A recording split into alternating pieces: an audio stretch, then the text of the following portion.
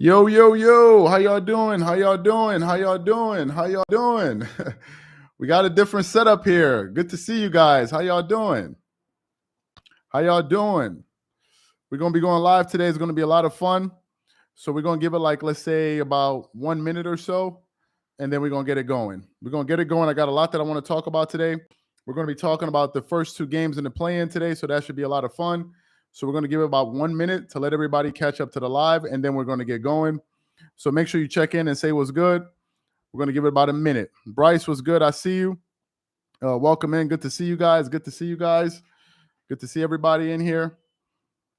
I'm going to let y'all come in. Say what's up when you come in. Also, say what's good to Marco. Marco's also here. For those of you guys who've been wondering, Marco is the founder of Dreamers Pro. So he's here as well. So Marco's in the chat. So say what's good to Marco. Welcome in. Welcome in. We got a new setup here. Usually I'm used to looking at the screen. So now I got to look at the camera. So anyway, all right, we're going to get it going in 30 seconds. We're going to get it in 30 seconds, get it going in 30 seconds. And then whoever else will catch up to the live will catch up to it. Also, we're going to be taking some of your questions. I hope everybody can hear me fine. I hope you guys can hear me just fine. If you have any issues, just let me know. But I think everybody should hear me just fine. What it do? What it do? Patrick was good. Bob was good. Bryce was good. How y'all doing? How y'all doing? Okay. All right. So we're gonna get it. We're gonna get it started right now. Okay. So let's get into the play-in tournament. Right. Let's get into the play-in tournament again. I want to welcome everybody back to these lives. It's a lot of fun. It's been a long time, and we've really been looking forward to it. So welcome back to everybody. We're also going to be live streaming these playoffs. So we're going to be reacting to games like we did last year for the new people to the channel that probably didn't get a chance to see that. What we did last year was games would happen, and then the next day we'll produce videos and also react to them. So you guys want to make sure you check out those lives because we answer a lot of your questions there. So we're going to be doing that as well. So that's going to be a lot of fun as well. So first of all, and also we're going to be live chatting this year. So for those of you guys who remember Dreamers Pro Max, we're also going to be relaunching that. I know a lot of you guys don't know what it is. It's our premium platform. So be on the lookout for that. It's going to be available throughout the playoffs. So we're also going to be launching that as well. So that should be a lot of fun. So anyway, so let me get into this game yesterday. Let's talk about the Nets versus Cavs. Okay. I think going into that game, I think the majority of us felt that the Brooklyn Nets were the heavy favorites going into that game. Even though they're a low seed, we all know that when Kevin Durant was healthy this season, early in the season, the Brooklyn Nets were the number one team in the Eastern Conference. That's number one. Number two, the Brooklyn Nets had the best two players on the floor to start off that game. So those are the first two things to pay attention to. I don't think anyone, probably with the exception of Nick Wright, because I heard Nick Wright over the last few days, he's been kind of questioning the fact that whether or not this Nets team is legit or not. You may think whatever we want to think about this team, but at the end of the day, on any given night, they can beat you because of their star power in Kyrie Irving and Kevin Durant, who I'm going to get to. So I went into that game, and there was no real suspense for me. I had a feeling that the Brooklyn Nets were going to win that game. Now, I could maybe just be, just saying I'm being hopeful, but I think the majority of us thought that the Nets were going to win that game. Now, let me tell you guys what I noticed about the game when I was watching it in the first half. I haven't watched a lot of Nets games this season. I'm just being honest with you guys. I haven't watched a lot of them. But what I did notice was the Nets actually had a lot of depth or have a lot of depth on their roster. I was surprised at the amount of players they were able to contribute to the Nets as far as their offense in the first half. I didn't know that they had that many pieces. And actually, as I was watching the game, I was saying to myself, the Brooklyn Nets actually have a squad. I think we spent the entire season focusing on whether or not they're a good team or not, or focusing on whether or not Kyrie Irving or Ben Simmons was going to be able to play. And we haven't spent enough time actually looking at that roster. And I forgot who it was. I think it was Stephen A. Smith today. Stephen A. Smith today on, on ESPN First Take. He said that it didn't, maybe it was Jay Williams. Somebody was saying that it doesn't matter who they have on the floor as long as they have Kevin Durant. The Brooklyn Nets are a successful team, and I saw that last night because they look like they had a lot of depth. Now, some people will say, well, they were playing against, the Cleveland Cavaliers. So what do you expect from them? It doesn't change the fact that they had a lot of guys that were playing well. So that's the first thing that I noticed, that they had a balanced attack in the first half. I also was paying a lot of attention to Kyrie Irving, right? I was paying a lot of attention to Kyrie Irving. And this is the reason, and this is exactly what I was paying attention to. Hey, Ricardo, Griff, welcome in. I see you guys' comments. I'm going to respond to you guys a little bit later. Also, make sure you go ahead and hit the like button so more people get notified of this live, so they know that they know that we're online. Appreciate that. Anyway, I was watching the demeanor of Kyrie Irving in the first half. And what I noticed was Kyrie made a concerted effort to get his teammates involved. It looked like Kyrie Irving wasn't pressing at all. He was playing under control. He wasn't really looking for his shot. And he was kind of letting the game come to him from what I saw in that first half. And I think is the reason why he was able to shoot 100% from the floor and score 20 points in the first half, is because I don't think he was rushing anything. I was even listening to the TV announcers. I forgot who was calling the game, and they said it's been like 4 minutes or 3 minutes or whatever it is, and Kevin Durant, 5 minutes, and Kevin Durant hasn't even attempted a shot. And I think that KD and Kyrie decided that, you know what, we're not going to make it, the 1-2 punch show. We're going to try to get our teammates involved and try to make it a team game, and that's exactly what they did. Because when I looked at the box score in the first half, think about this. Kyrie Irving had 4 assists, and Kevin Durant had 7 assists in the first half. KD showed me something that I didn't know. I didn't know he had that in his game. He was a facilitator, and he was strictly trying to get his guys involved. As a Kobe Bryant fan, as somebody that watched a lot of Kobe Bryant games, especially playoff games, what Kobe would do was Kobe would start off a game, and he would spend the first half, or maybe the first quarter, the second quarter, to really get his guys involved so everybody gets a rhythm. Then in the third quarter and the fourth quarter, that's when he would really start applying pressure. But what was surprising was both of those Nets players were doing that. How much do you contribute that to coaching? That's a good question, Keith. Let me just answer Keith's question here. I think that's a very good question, because I think, I could be wrong, I think that was a part of their game plan, because I was thinking about it last night. Why is that? Because we produced some videos in the past where we were basically saying, wait a minute, why does it look like Kyrie Irving is trying to take all of these shots? Why is Kyrie Irving averaging more shots per game than Kevin Durant in the month of March? We were asking these questions, and that's the reason why, to Keith's point, I was totally surprised. I don't know if it was a coaching staff decision. If it was, then that means that Steve Nash and these guys know what the hell they're doing. Because if that's the brand of basketball that they're going to play going into the playoffs, I think they're going to be very successful. Where it's not like, they're playing hero ball, to use the term that Doc Rivers, somebody said, I don't think the coach, he said, I don't think the coach knows what he's doing, bro, in the last 5 minutes. Well, again, Steve Nash isn't Tyronn Lue, or he isn't one of those very experienced coaches, but I think the game plan that they had yesterday was really good. And talking about Kyrie Irving yesterday was hitting shots, and you're like, it looked like as if he wasn't even, it looked like Kyrie wasn't even bothered by what the defense was doing. It looked like Kyrie was out there playing by himself. It didn't look like he was in a rush or in a hurry, anything like that. Kyrie Irving looked like he couldn't be sped up. He could get to every single spot on the floor that he wanted to because of his ability to dribble. And he just pretty much had his way with the Cleveland Cavaliers. That's one thing. And it's something else I want to say. I wouldn't spend too much time getting overexcited about how efficient Kyrie Irving was, because he shot 100% from the floor in the first half. And I think he finished the game, if I'm looking at the box score here, I think Kyrie Irving shot, if I'm not mistaken, what did he shoot from the field? Okay.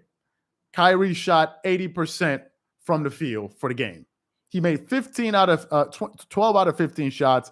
Kevin Durant shot 56% from the field. I wouldn't get too excited about that going into round 2 for this particular reason. As y'all know, the Boston Celtics are a hell of a defensive team. We all know this, number one. Number two, they have a lot of great individual defenders. Do you have guests on your podcast? We probably will in the future. It's something that we're looking at. Also, make sure you guys go ahead and hit the like button so we get more notifications out. Would appreciate that. Anyway, okay, we got another comment here.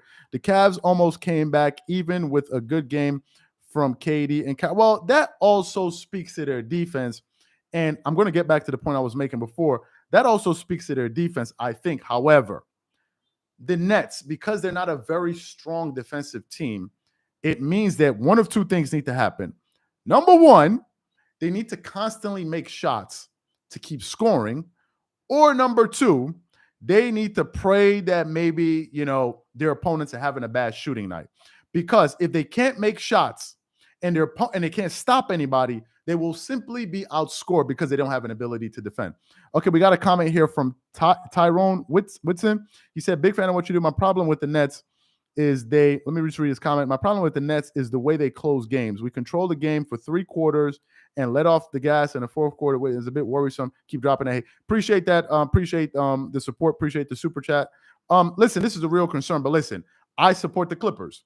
And the Clippers had a big lead yesterday. And then they lost. I mean, not a big lead. They had a lead yesterday. And then they lost that game too. So maybe it's complacency. Maybe they feel like, listen, these guys on the floor were just simply better than them. Maybe it's that too. It's human nature. But I'll also say this, though. I think Kyrie Irving, to spend one more moment on him, we got a lot of time. We got good time here. We're also going to get to the Clippers game. For those of you guys who are just coming in, this is our first. I thought I heard like a fly or something flying out there. For those of you guys coming in, we're also going to be talking about the Clippers. So just hang around. We're just really getting into a groove here. So don't worry about that. We're gonna get into that.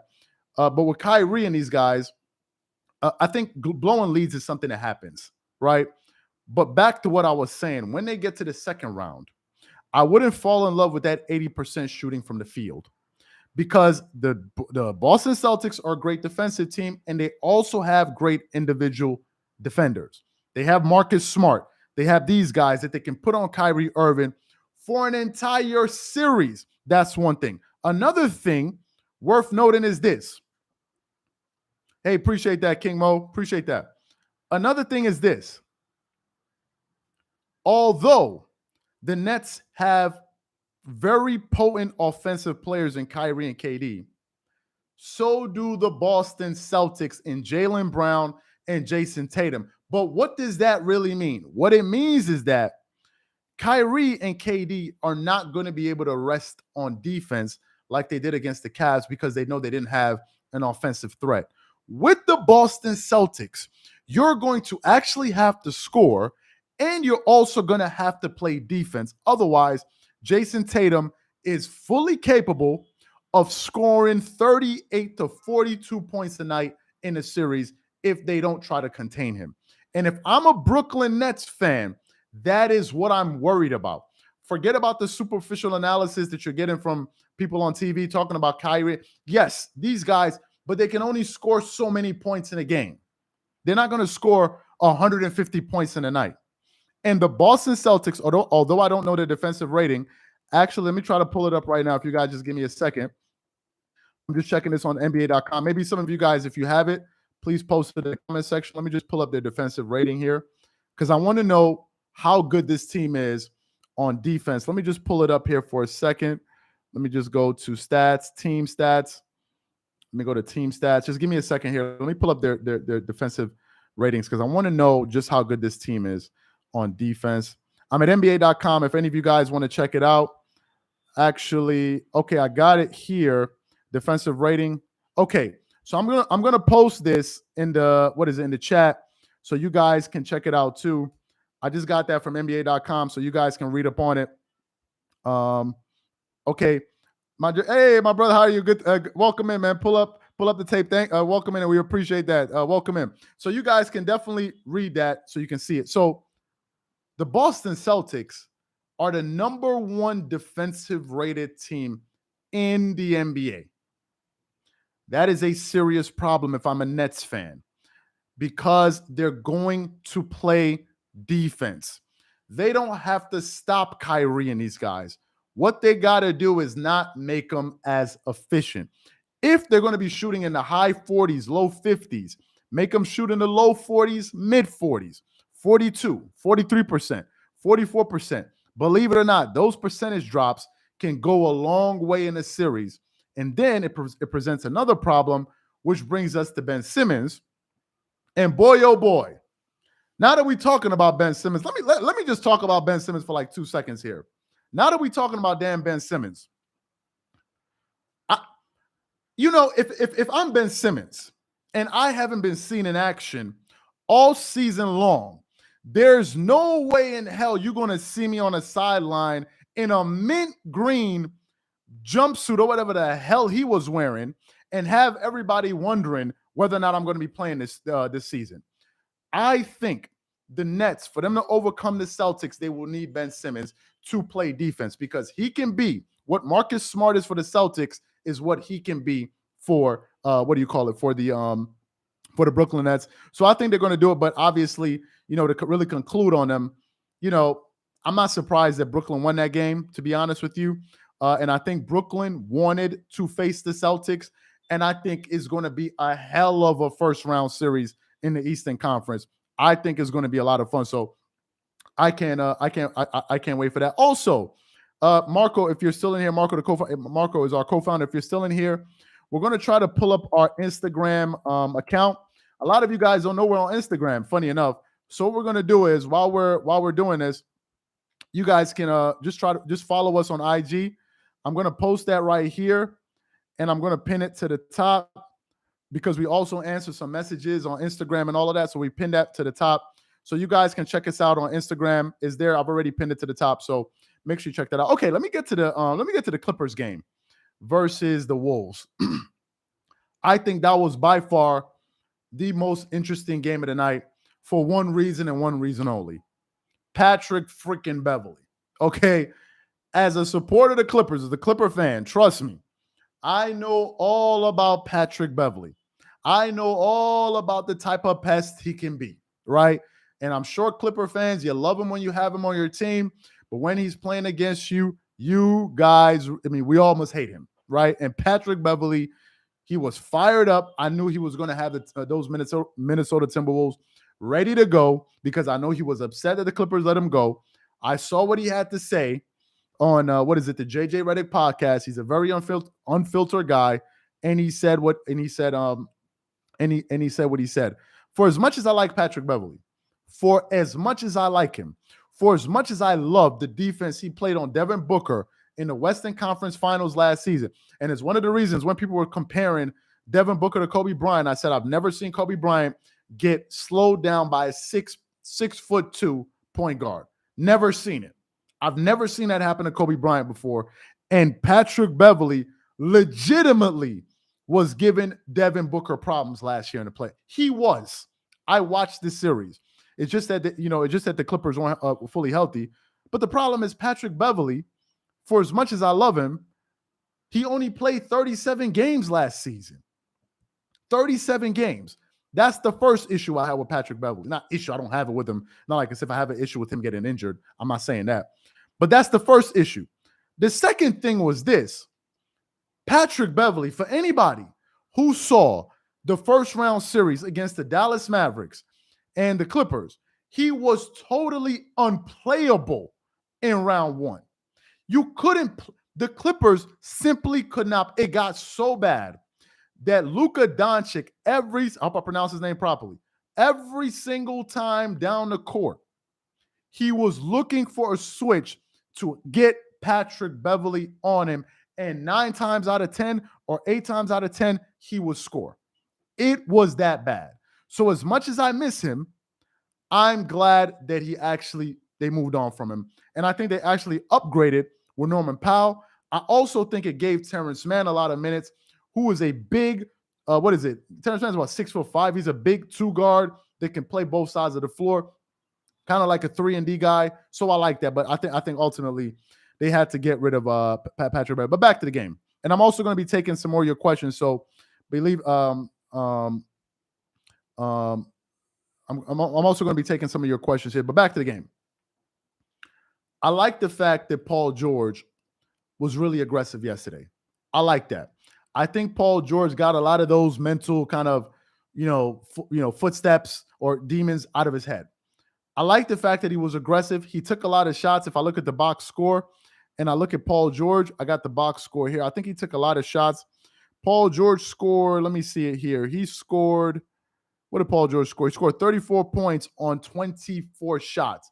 He was only 41%, 42%, if I'm being nice, from the field, but he was aggressive. That was not the case with Paul George 2 years ago in the playoffs in the bubble. When Paul George went cold, he totally stopped shooting. So I like the fact that he was aggressive, and I like the fact that he remained aggressive in that third quarter. And I think he scored like 20 points or so in that third quarter. And PG showed you he is among the few players in the NBA that when he gets hot, he can be totally unguardable. If Paul George gets hot on any given moment, this dude can hit you up for 40 points in a hurry, because once his stroke gets going, you can't stop him. And that's one of the things that I like about him. I also like the fact that the Clippers, obviously they have a lot of shot makers, but really, I think last night's game was all about the absence of Kawhi Leonard. I think it's safe to say that the Clippers are a playoff team without Kawhi Leonard. I mean, pretty much they're in the playoff, playing whatever playoff team, right? They were the 8th seed. They are a playoff team without him. But I don't see how this team can have the success that they had last year, these playoffs, after he went down, have the success that they had last year when he went down this year. I just don't see how they can do it. I just don't see how they could do it because the West got better.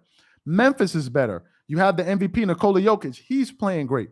You have the Golden State Warriors. You have the Phoenix Suns. They're better. They have Chris Paul back.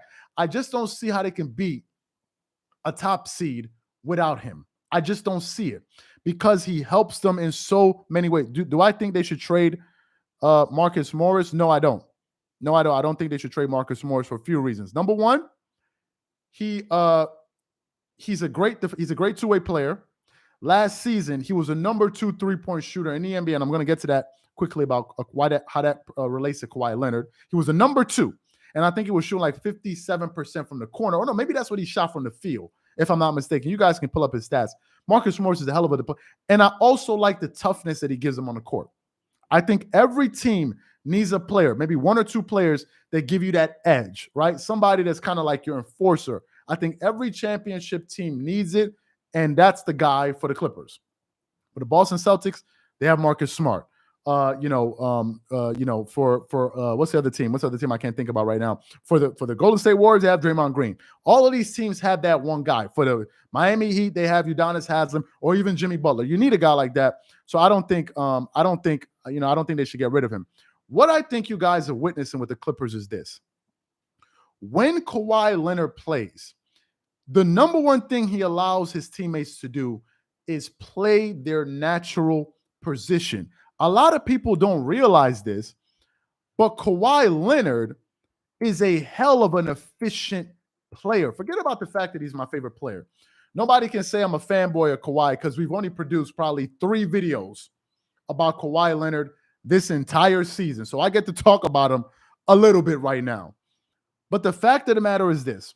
Kawhi Leonard last season shot 39.8% from the 3, and he shot, what did he shoot from the field?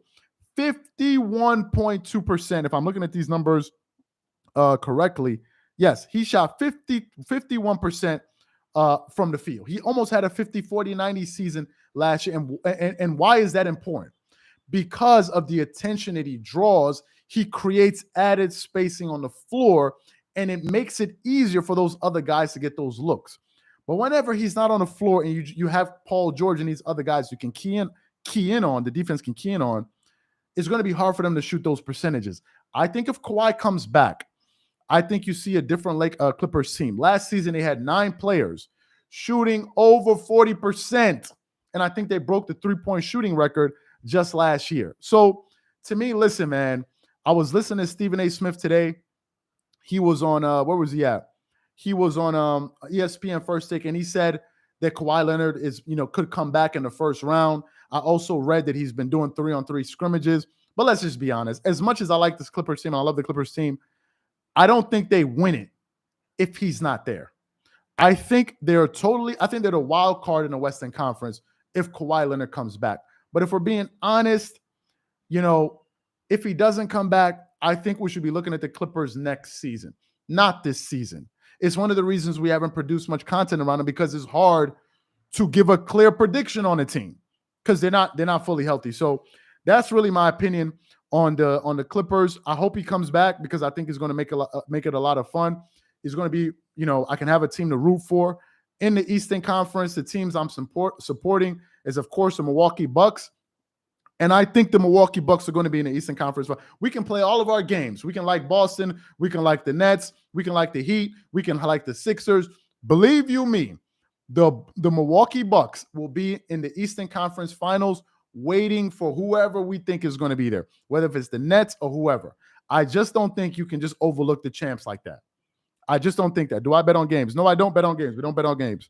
Nah, man, I gotta hold on to my bread, man. I'm sorry, I'm not. I gotta hold on to my. Okay, that has nothing to do. Okay, so before we close out this live, so as I said before, the people coming in at the end, we're going to be covering games every single day as the playoffs continue, especially in round one. Also, for those of you guys who haven't followed us on Instagram, I know a lot of people don't even know we're on Instagram.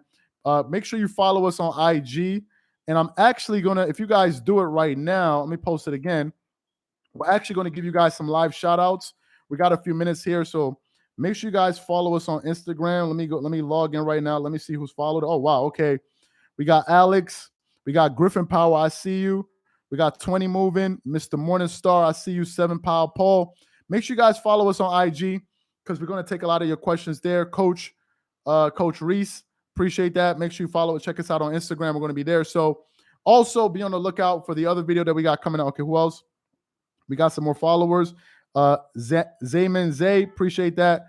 Lidris, I see you. Thank you for following us. If you guys have any questions, make sure you guys hit us up on Instagram. We respond to them. I see we got some more people coming in. Guy, OGG, I see you. Nate to Clutch, I see you. Appreciate that. So make sure you guys follow us on IG. We're going to be there. Also, we're going to be doing live chatting. We're going to relaunch Dreamers Pro Max. For those of you guys, stop dodging smoke. Okay, I don't know who's dodging the smoke. I think he's talking to somebody. I don't know who's. I didn't even know I was looking for this. I didn't even know I had it in with somebody. Y'all know me, man. I don't want no drama. Strictly sports. I'm just trying to talk sports. I don't want no issues. Okay, Amid, appreciate that. Hey, we appreciate that. We really appreciate that. Amid Belfort, thank you so much for that. Latrash is the Woats wackest of all. Y'all not gonna get me started. Y'all are not gonna get, because what's gonna happen is y'all gonna make me talk. And then when we log off, they're gonna be coming for us in the comment section. So y'all are definitely not gonna get us in trouble here. But we appreciate you guys. So definitely catch you guys tomorrow. We're gonna be doing another live recap, and also make sure you check out the next video that we have coming up. You guys don't want to miss that. And if you haven't followed us on Instagram, make sure you do it now. We're gonna post it there. Oh man, you late? You see? You late? You coming in now? You late? You missed it. So we'll definitely catch you guys on the next one. Thank you guys so much. God bless. Also say what's good to Marco. Catch you guys on the next one. Enjoy. Have a good one. Have a good one.